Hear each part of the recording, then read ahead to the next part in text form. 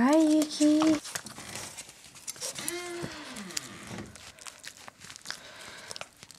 Hey guys, it's Kim here. Welcome back to my vlog channel. It's been a while since I made a video. I know I've been really behind on all my videos because all my vlogs have been like, I guess 2 weeks behind or so. But this vlog I just filmed today, so I guess we're back on track kind of.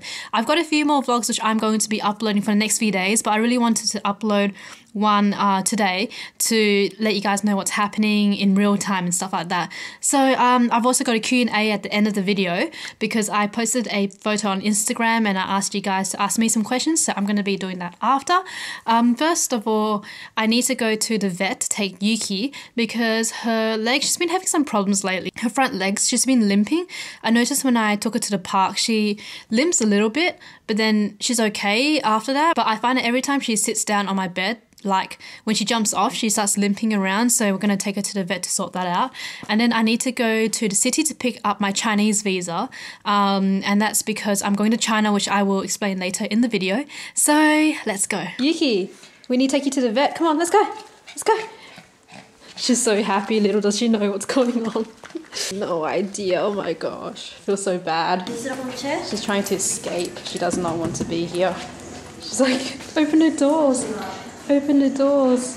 Right guys, just made it back home. Just have to drop Yuki off here, and I am going to go back to the city just because I need to pick up my visa for China for Eric and I. My sister's gonna take me to the city because like the parking is really bad there.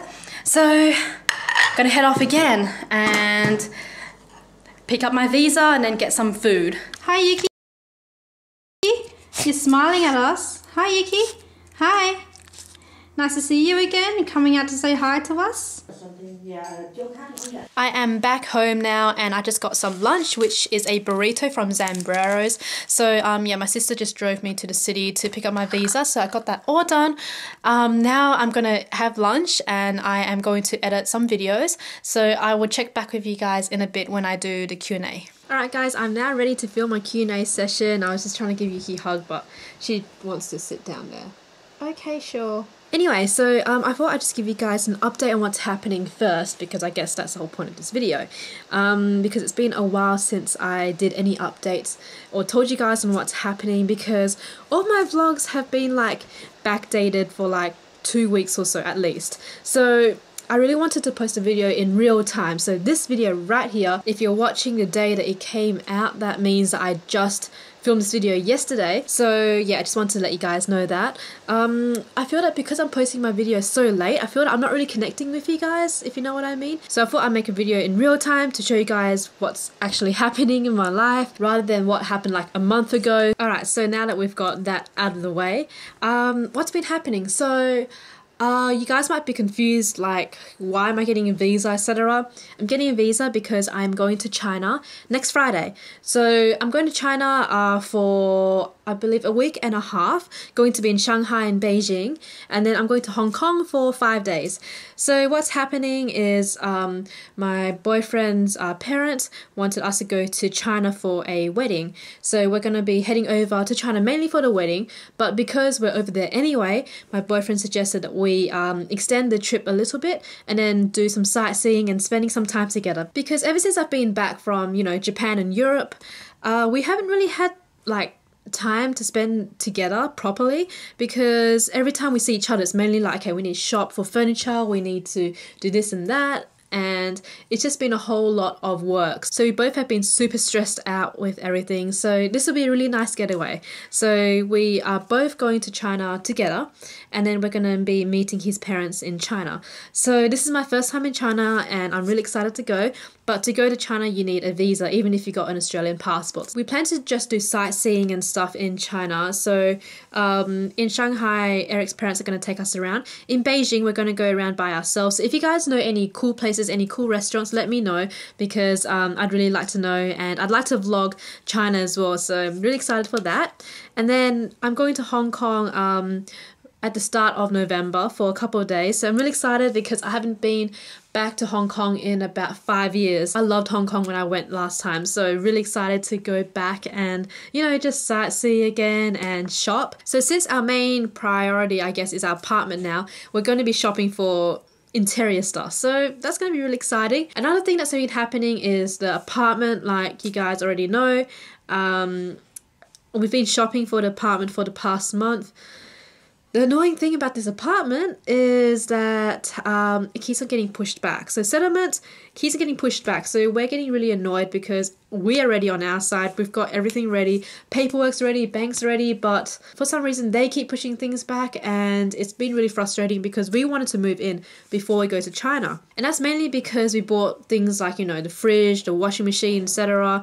And also we want to move all the stuff into the apartment so at least it's there. So we don't have to stress about it while we are in China. But that, unfortunately, that's not going to happen because we were hoping to settle into the apartment this week. But they refused to let us settle this week. They said we have to wait till at least next week. But we're already leaving next week. So, you know, it's not going to work out. So, yeah, we won't be moving in until China or after China. But we will get the keys next week, so we're going to move things in slowly, which is a little annoying, but we can't do much about that. So yes, once we come back from China, it's straight onto moving and then getting everything done. Oh, and also for Vlogmas this year, been thinking about it. I might be going back to South Korea and Japan. So I might be able to do Vlogmas in South Korea and Japan again this year. And that's mainly dependent on some work. So depends on how it all goes. I might be able to go again. I was talking to Sunny like yesterday. We had a Skype call, and then she asked me to come over to Korea end of November, so I will try and come over for that. And then she said that she's also going to Japan for Christmas, and then she asked me to come along for that, so we'll see. Not 100% sure yet if I can go, but at this stage it's a pretty good chance I can go. So if I can go, I guess you guys will get another Kim and Sunny Vlogmas together, so yeah, it should be really good. Anyway, I think that's all. So I'm gonna go and start the Q&A. I think I've talked a lot in this video, so I'm not going to answer too many questions. So I did get about 100 questions, so unfortunately I have to cut a lot down. I'm really sorry about that. But I'm gonna pick out some questions that haven't really been answered yet on my channel, and then answer those ones. Okay. What is your favorite place to go in South Korea? My favorite place to go in South Korea is Gangnam because it's very convenient. Also, I prefer the vibe now. I used to love the Hongdae area, but I guess the older you get, like, your tastes change, and I just prefer the vibe in Gangnam. It's, I guess, a bit more grown up, and because, you know, I've turned into an old auntie, then that's why I prefer that area. How did you decide to go to Japan? How about money? And do you use all of your savings? I think I'm going to go into detail of this question, so I guess this will be the main part of this video. So a lot of people ask me this, and I get this question all the time. People always ask me how I save money, how I had enough money to live in Japan, etc. And I just want to say, first of all, I'm no one special. If I can do it, anyone can do it, because I didn't do anything special. Pretty much what I did was, okay, let's start from the beginning. I wanted to move to Japan after I traveled to Japan for the first time in 2011. I knew I always wanted to live in Japan just for like 1 or 2 years, and that's it. And that was always the plan. That was my goal that I was working towards. Now, to get to that goal, I knew I needed money. And I was 20 years old back then. You know, I was young and I didn't have a job. And I was a university student, and, you know, I was a poor university student. We've all been there, but I wanted to go to Japan for the first time, so, you know, I worked, saved up money, went to Japan for the first time, came home from my first trip, and I literally had $15 in my bank account. So I had $15 and that's it. I couldn't even withdraw money because in Australia, you need at least $20 to withdraw from your bank account. I couldn't even withdraw money. I had $15 and that's it. I was like, you know, I spent all my money on my first trip to Japan. And, you know, I was only, 19, 20 years old. And back then I wasn't thinking too much about money. I wasn't taking it seriously because when I was in Japan, every single thing that I thought was cute, I would buy it. Even though I had no use for it, I would buy it. So I still have some of that stuff now. And I'm like, what do I do with this? Like, I bought all these cute plushies. I've got all these cute figurines, like keychains. I don't use them, and it's just, I just bought them because I thought they were cool. Now, the second trip, I wanted to go again, and this was the year after. Now, I had no money, so I had to go and get a job. It took me like a couple of months to find a job, but I found a job, and, you know, I worked a couple of hours a week, but it was not enough for a trip. So I worked more jobs. So I found more jobs to save up enough money to go to Japan. Got to the point where just before I went to Japan, I had 3 jobs. I was working retail, I was working in a Japanese restaurant, and I was working as an assistant photographer for like Santa photos. So I worked my ass off that time. I was working like 60 hours, 70 hours a week, but I didn't care. I needed money. So that was why I worked my ass off. Back then I was doing YouTube, but I wasn't vlogging or anything like that. So no one knew that I was working so much to save up money to go to Japan. And I remembered posting like my hauls and stuff. Like I would do like crazy hauls in Japan. And yeah, I wasn't thinking much and I just went and bought a bunch of stuff. But a lot of people would comment, oh, you're just rich, which is why you can travel to Japan. But it's like, no, I'm not rich. I just worked really hard. And I mean, of course, a lot of people knew I worked hard, but a lot of people thought I was just given all this money to travel. But in reality, that's not what happens. So I just want to say that on YouTube, what you see on YouTube maybe isn't what happens in reality, because I don't show you guys when I work. And a lot of other YouTubers don't show them working. But we actually do work a lot, and outside of YouTube I have a life, so I don't show everything in my life. And I just want you guys to know that, you know, just don't believe everything you see on YouTube, because on my channel I usually only post when I go shopping, and people think I go shopping all the time, that's all I do, but no, it's not.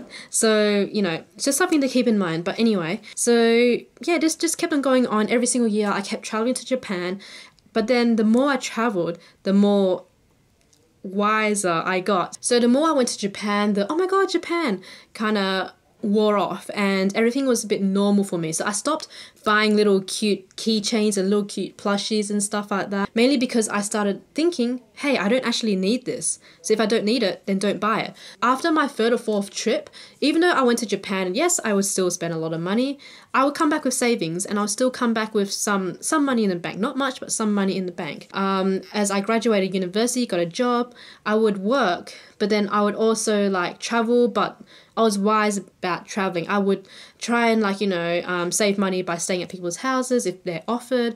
I would not spend too much on food. Also, I don't drink, so that saves a lot of money. Even when I'm in Perth, I try and bring food from home instead of eating out, because it would be expensive to eat out. So, you know, just little things like this, it really builds up. That's how I saved. So like I mentioned, I wanted to move to Japan like a long time ago, and I always put like a little bit of savings to the side.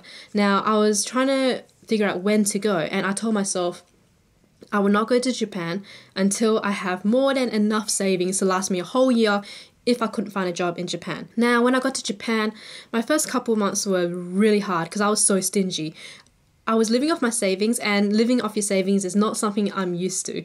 I'm used to like, you know, spending money but also having money come in. Now, my first couple months in Japan, I wasn't working, and I was living like, you know, a really cheap life because I refused to spend money. Many people would be like, why? Like, can't you just enjoy your life? And I'm like, yeah, I can, but you know, I'm not like that. And I'm okay having I guess a cheaper apartment and saving that money for my life in the future rather than just blowing all my money there.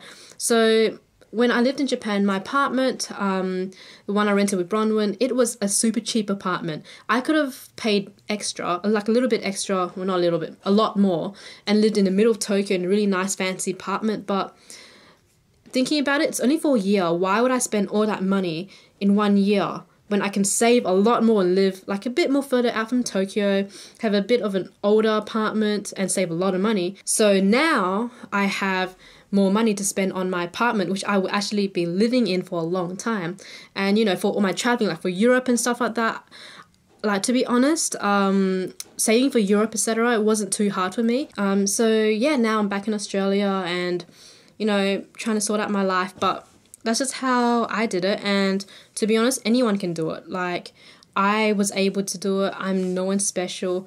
You guys can do it too. Because I talked a lot about that question, I am just going to pick out like maybe another 3 questions. I'm so sorry. I know I got like 100 questions, but because I talked so much for this one, I'll just choose another 3, and then for the next video I'll answer more and I'll just make it more shorter. How many countries have you been to this year, and which one is your favorite?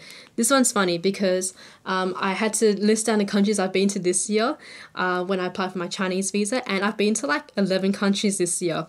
Now, to be fair, for most of the countries. They are in Europe, so it's easily accessible. But let me tell you guys where I went this year. So I went to Japan, Korea, obviously.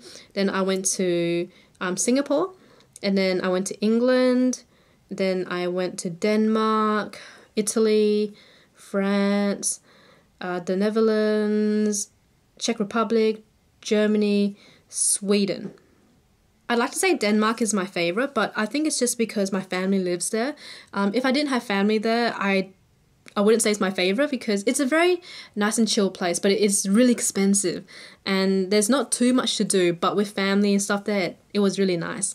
So I have to say probably Denmark. What are 3 experiences you can never see yourself doing? Bungee jumping, skydiving. I can't think of a third one, but you guys probably get the idea. I don't like the idea of like free falling from the plane or anything like that. I can't do that, so that's definitely out of the picture. Never doing that. What is your favorite clothing shop? In Australia, I love Forever New. It's just like really feminine clothes, and it's good because they've got really formal clothes but really casual clothes as well. Let's see, in Korea, I love the brand Mixo. It's kind of similar to Forever New, very feminine, and they've got casual styles as well as really cute styles. So those are my favorite stores right now. Anyway guys, I'm gonna end this video here, but also I want you guys to let me know down below what other questions you want me to answer, because I'm going to answer them in the next vlog. So the next few vlogs I'm going to post are vlogs I filmed last week. I just wanted to post this one up today so then you guys will know what's going on in my life and stuff like that. But my next few vlogs will be stuff I filmed last week, and then I'll be back on track again with all my videos. So thank you so much guys for watching this video. Thank you for sticking with me. Hopefully you enjoyed this video, even though it was just me talking. Oh yeah, I didn't mention because I haven't posted my older vlogs yet, but this is a new camera I got. I got the Canon, was it Vixia Mini? A lot of other YouTubers were using this camera, and I wanted a camera that I can use when I go out that doesn't look like a camera, so I don't feel awkward vlogging, because my G7X, love the camera, but I feel awkward bringing that camera around because people stare at you, so people are less likely to stare at me when I use this camera, so that's why I got this one. Anyway, rambled on enough. Thanks guys for watching. I'll see you guys next video. Bye!